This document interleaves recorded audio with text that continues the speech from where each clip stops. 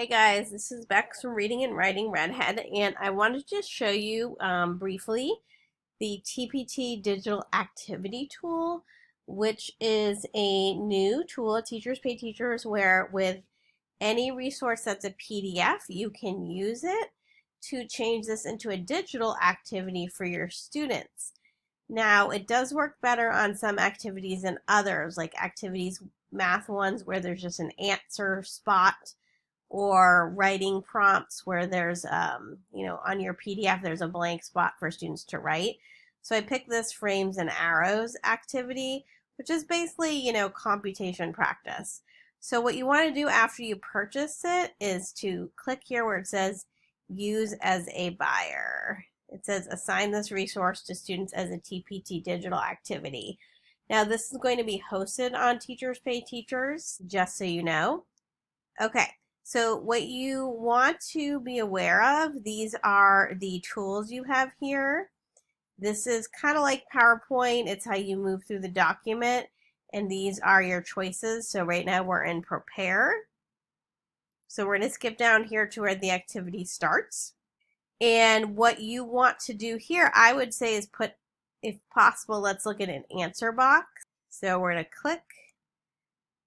And then we're going to change the size. We're going to move it down. And you can, and I really recommend you change the size here. Okay, so let's just experiment too and see what a text box would look like, just so you can see that. All right, let's take a look at text box. Now, text box I don't like as much, because the kids can't see it and they'll think, well, there's nothing there. They'll tell you, even if there is. So it's really a personal preference.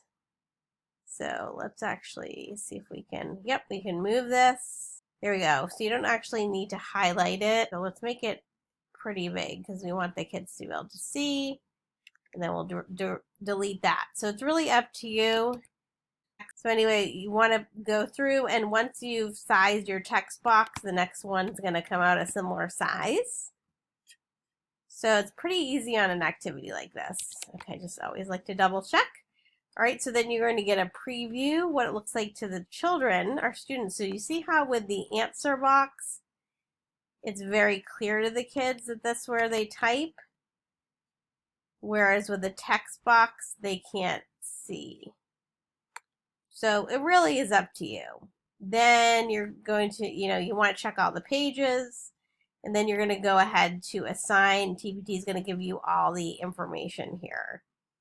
And you're only going to select the pages you want to share with the students. A copy is created, and you probably want to name it too. So that's just a general little walkthrough. So let's just look and see if there's something else. So the story problem pack might have some good activities to use for this tool. The one thing to keep in mind is that unfortunately zip files can't be used for it. So let's look at Henry and Mudge for a second. It just takes a minute to load up. So this is a Journey supplemental resource activity. It has fluency, comprehension, it has spelling, it has so much in it. So we're going to just take a quick peek and then we'll be done.